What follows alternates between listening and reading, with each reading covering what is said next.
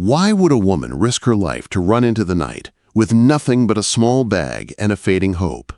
That was the question that clung to the dusty air of Willow Creek as Norah Matthews pressed herself against a cold alley wall, her heart beating like it was trying to escape her chest. The sun had set in deep red across the Wyoming sky, casting long shadows over the small town. Norah's cheeks stung with pain, where a fresh bruise colored her skin. She tried her best to hide it under a thin layer of powder before she ran, but nothing could hide the fear in her eyes.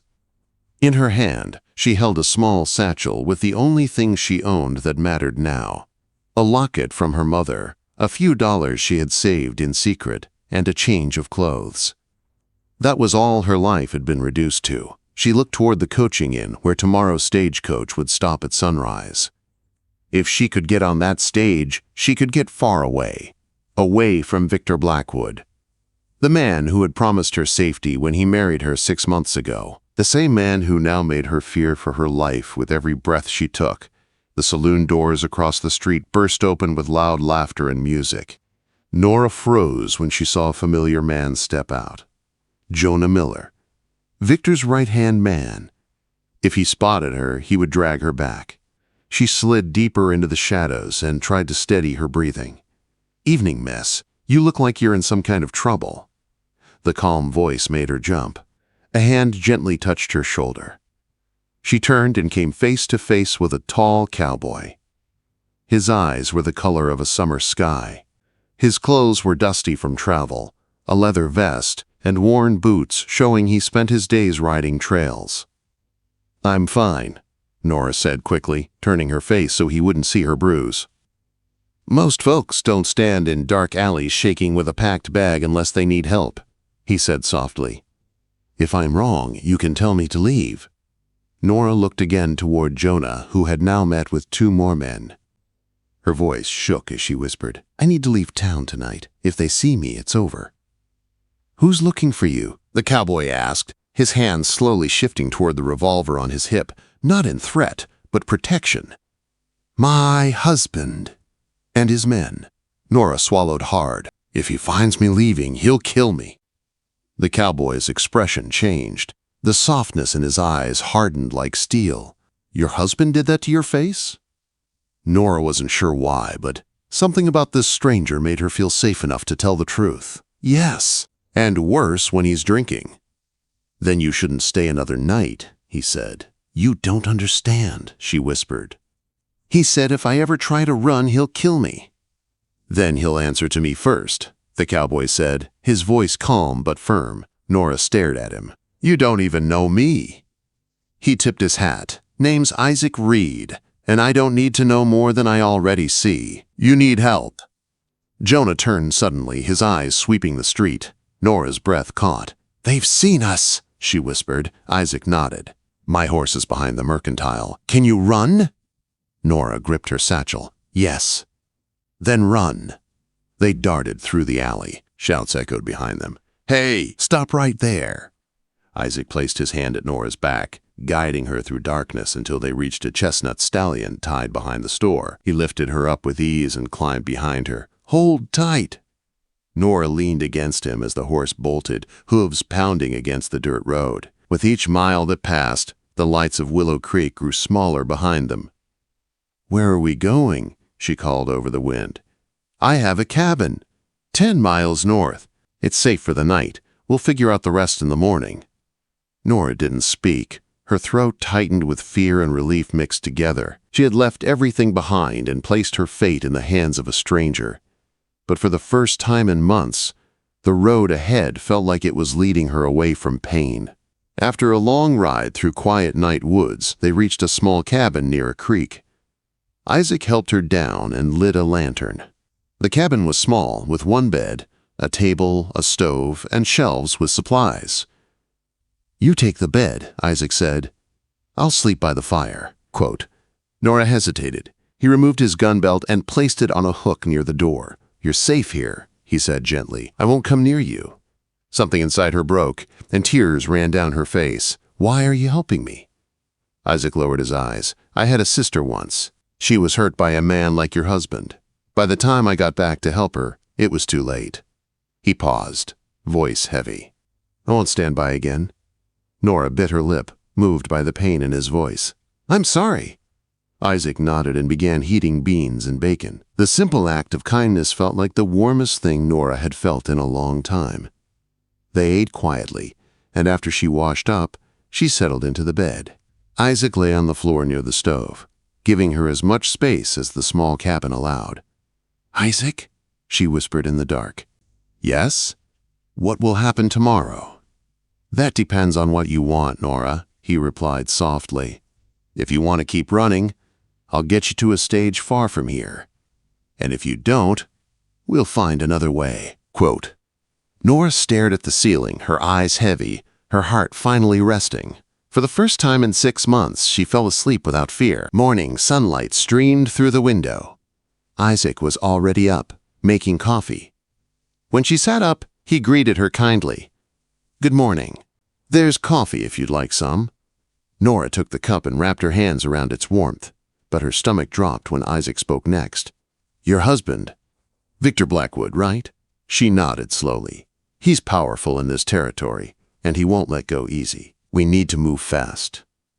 Before she could respond, a sudden knock at the door made both of them freeze. Isaac reached for his rifle. "Stay behind me," he whispered. And then everything began to change again. Isaac stepped slowly toward the cabin door, rifle in hand. Norah's breath caught in her throat as she stayed behind him like he asked. His voice was steady when he spoke. "That you, Jim?" A familiar voice answered. "Yeah, it's me, Jim Calloway." Isaac cracked the door open. Jim, a gray-haired local rancher in his 50s, stood on the porch, his face tight with worry. His eyes moved from Isaac to Norah and softened with concern. "Mind if I step in?" he asked quietly. Isaac lowered his rifle slightly and opened the door. "Come in." Jim removed his hat and nodded politely at Norah. "Ma'am." Norah managed a small nod in return. Jim lowered his voice. "Town's buzzing. Victor Blackwood's wife is missing. He's offering $100 to whoever brings her back." His eyes flicked to Norah again. "Saw your face. I reckon I don't need the whole story to understand." Norah swallowed hard. "He'll never stop, will he?" Jim sighed. "Blackwood's men were asking after Isaac at the saloon last night. Someone saw you two riding out of town fast." "How long until they get here?" Isaac asked. "I spotted Jonah Miller and 3 of Blackwood's men riding this way. They'll check every homestead on this side of the creek. You got maybe an hour." Jim hesitated. "There's a Shoshone camp east of here. Their medicine woman, Singing Bird, helps folks disappear when they need it. You might find help there." Isaac nodded. "Thank you, Jim." Jim gripped Isaac's shoulder. "You saved my boy last spring when that cougar cornered him. Consider this me paying back the debt. Be careful. Blackwood's offering extra if you're found with her, dead or alive." Norah's heart lurched. "Dead?" Jim wouldn't meet her eyes. "He's lost his pride, and some men can't stand that." With a heavy look, Jim tipped his hat and left. Isaac turned to Norah. "We need to go. Now." Norah felt her knees weaken, but Isaac steadied her with a hand. "I'm sorry," she whispered. "I've brought danger to you." Isaac met her eyes firmly. "You didn't bring trouble. Trouble came for you. I won't let it touch you." There was no time to argue. Isaac packed supplies with quick, sure movements, while Norah gathered her few belongings. Within minutes, they mounted his horse and rode east toward the rising sun. To avoid being seen, Isaac guided the horse through thick tree lines. Twice they had to stop and listen as riders passed nearby. The second time, Norah recognized Jonah's voice. "He doubled back, I know it," Jonah barked. "Reed took her. That fool always had a hero streak." Another man scoffed. "Why chase after a woman who ain't even worth?" "Watch your mouth," Jonah snapped. "Blackwood wants her. That's all that matters." Norah flinched at the words. Isaac leaned close and whispered, "Don't listen to them. Keep your eyes on me." She did. They waited until the voices faded before moving again. After an hour of difficult riding, they reached the Shoshone camp hidden near Eagle Creek. Children played by the water while women tended fires. A few men approached cautiously when Isaac and Norah rode in. Isaac raised his hand in peace. "We seek Singing Bird." A man with streaks of gray in his long hair stepped forward. "I am Running Elk." "Why do you seek our medicine woman?" Isaac spoke with respect. "Norah is fleeing a dangerous man. We were told Singing Bird may help." Running Elk studied Norah's face, noting the fading bruise. After a long moment, he nodded. "Wait here." He returned with an elderly woman dressed in a beaded buckskin dress. Her eyes were sharp and full of wisdom. "I am Singing Bird," she said. "You carry fear and sorrow, child." Norah felt tears sting her eyes. "I don't know what to do anymore." Singing Bird examined her face, her voice gentle. "The man who hurt you still hunts you?" "Yes," Norah whispered. Singing Bird then looked to Isaac. "And you risk yourself for her. Why?" Isaac's answer was simple. "Because no one helped my sister when she needed it. I won't let the same happen again." Singing Bird held his gaze, then nodded with approval. "Come, we will talk." Inside her teepee, the air smelled of herbs and smoke. She poured them tea and listened as Isaac shared the truth. When they finished, she closed her eyes for a moment. "You cannot stay in this land," Singing Bird said. "This man's shadow reaches far. To be free, you must go beyond his grasp." Norah's voice was small. "How far is that?" "Far," the medicine woman answered. "There is a wagon train west. Oregon, new land, new beginning. Among many, you will disappear." Norah's heart thudded. Oregon. That was halfway across the country. Isaac hesitated. "That's a long journey, hard journey." "Yes," Singing Bird said, "but safety and life are worth hard roads." Norah's hands trembled as she held her cup. A new life, a real chance. But could she do it? "Rest here," Singing Bird said. "Decide with clear mind when the sun rises." They were given a small teepee at the edge of the camp. As they settled inside, Norah sat quietly, staring at her hands. "Oregon," she said softly. Isaac gave her space to think, but stayed close. "You don't have to decide tonight." Norah shook her head. "Isaac, if I go, I'll have nothing. No home, no money. I can't ask you to give up your life for me." Isaac moved closer, his voice steady. "Listen to me.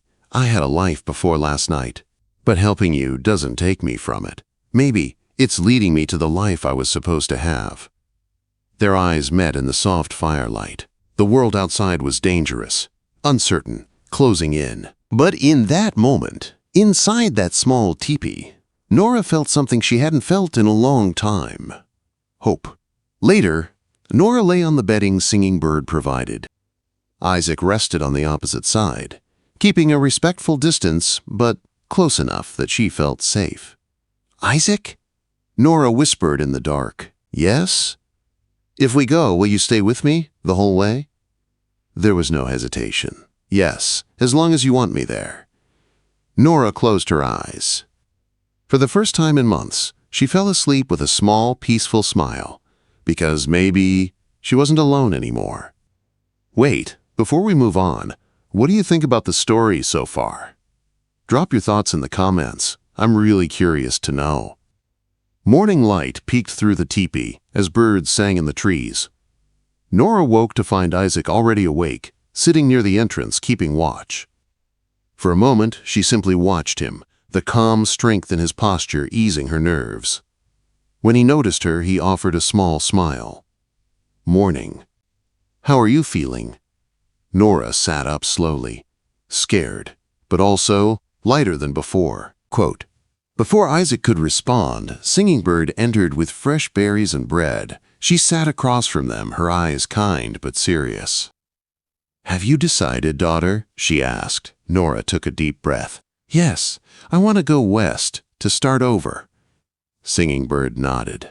"A brave choice." Isaac looked at Norah, making sure. "You're certain?" "I am," Norah said, her voice steady. "I'm done running in fear." If I must run, let it be toward a life worth living." Singing Bird smiled at that. "Then you must leave before nightfall. My people will guide you through the mountains where no hunter will follow your tracks." Isaac helped Norah pack, and they soon mounted Isaac's horse once more. 2 young Shoshone men rode with them, leading them into the thick forest. The trees grew tall, the air smelled of pine, and sunlight flickered through the leaves like small lanterns guiding their path. They rode hard, stopping only to rest the horse. As the sun began to set, they reached a sheltered valley. The Shoshone guides built a small fire and handed Isaac a pouch of herbs and pemmican. "You rest here," one guide said. "At dawn, we take the high path." That night, Norah and Isaac sat near the fire. The flames flickered in Isaac's eyes as he looked at her. "Are you sure you want me with you?" he asked quietly. "The road ahead is long, harder than anything we've done so far." Norah held his gaze. "I was alone for so long, Isaac, alone in a marriage that destroyed who I was. Running alone nearly broke me. I don't want to be alone anymore, not if I don't have to be." Isaac studied her face, then nodded slowly. "Then you're not alone, not anymore." She leaned gently against his shoulder. His presence warmed her more than the fire ever could. The guides woke them before sunrise, and the climb grew steeper. Several times they had to dismount and lead the horse. Norah's muscles burned, her body trembling from exhaustion, but Isaac stayed at her side, steady as the mountain beneath their feet. At the ridge, the guides pointed toward a narrow pass. "When you cross, take the river west. 2 days more to the valley. Settlers camp there. You will find the wagon train." Quote. Isaac shook hands with each guide. Norah thanked them with tears in her eyes. "You saved us." Singing Bird's final words echoed in Norah's heart. "Bend with the wind. Do not break." The path grew narrow and dangerous. Norah tried not to look down the steep drop. Isaac stayed behind her, one hand steady on her back when needed. "You're doing fine," he reassured her gently. Finally, the trail opened to a meadow. Norah exhaled a shaky breath. "I didn't think I'd make it." Isaac smiled. "But you did. That's strength." As they rode through the valley, Norah found herself learning small things about Isaac, how he hummed when he rode, how he scanned the land with trained eyes, how quick he was to protect without taking away her voice. These small things built something warm and steady between them. 2 days later, the wagon train appeared in the distance. Dozens of wagons circled near a riverbank. Children played, men repaired wheels, women cooked over fires. It was a moving town, rough, hopeful, alive. Norah's heart pounded as they approached. "Do you think they'll let us join?" Quote. "They will," Isaac said. "People going west understand starting over." A guard waved them through. Soon they met Samuel Parker, the wagon master. After hearing Isaac's skills with horses and Norah's background, he agreed to take them in. "You'll be useful here," he said. "We need good men to handle the teams and women who can cook and teach the children." Relief washed over Norah. For the first time, it felt like she belonged somewhere. That night, sitting beside a small fire, Norah watched the flames dance and felt something new inside her. Safety. Isaac sat close, their shoulders brushing. "You did it," he said softly. "You left the pain behind." Norah shook her head gently. "No, Isaac, we did it." She turned to look at him. The firelight warmed his features. "I wouldn't have made it without you." Isaac lowered his gaze. "Maybe not, but you chose to leave. You fought for your life. That strength was yours." Silence settled between them, comfortable and warm. Norah's heart beat unsteadily as she found herself looking at Isaac longer than before. His hand rested near hers. Slowly, very slowly, her fingers brushed against his. Isaac looked at her hand, then into her eyes. "Norah, I don't want to rush you. You've been through so much." Her voice was a whisper. "I know, but for the first time, I feel like I can breathe again. And when I do, I want you in that breath." Isaac's eyes softened. "Then we'll take it at your pace. one step at a time, together. In that moment, Norah felt something she thought she had lost forever, her heart opening again, not with fear, but with hope. A quiet, gentle beginning that promised healing, not hurt. They sat under the stars as part of something bigger than fear, bigger than pain. A journey forward, a new beginning, and Norah held on to the one truth that mattered most. She was no longer running from darkness. She was walking toward light.